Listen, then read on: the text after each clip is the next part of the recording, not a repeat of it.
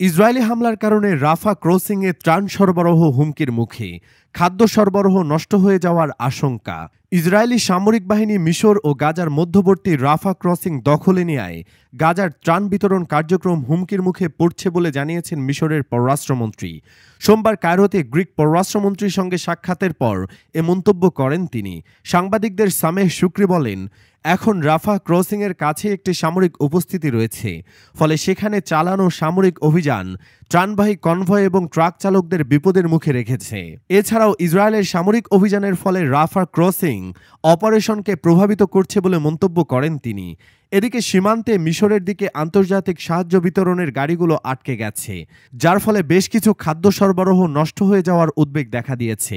7 মাসেরও বেশি সময় ধরে চলা যুদ্ধের পর গাজার অধিকাংশ এলাকা দুর্ভিক্ষের ঝুঁকিতে রয়েছে। অক্টোবরে গাজায় বিতরণ করা বেশিরভাগ সাহায্য এসেছে মিশর দিয়ে, যেগুলো রাফাহ বা ইসরায়েলের সীমান্তের নিকটবর্তী কারেম আবু সালেম ক্রসিং দিয়ে গাজায় প্রবেশ করেছে। শুক্রবার গাজায় সাহায্য সরবরাহের জন্য অন্যান্য ল্যান্ড ক্রসিং খোলার জন্য ইসরায়েলকে বারবার আহ্বান জানিয়েছেন। গাজার সাথে মিশরের প্রায় 13 কিলোমিটার সীমান্ত এলাকা রয়েছে, যার মধ্যে রাফা ক্রসিং অন্যতম। 7 মে হামাসের আক্রমণের পর গাজার দিক থেকে ক্রসিংটি দখল করে নেয় আইডিএফ। সাম্প্রতিক সময়ে রাফাহতে আগ্রাসন তীব্র করায় ক্রসিংয়ে প্রায়ই সামরিক অভিযান চালাচ্ছেন তারা।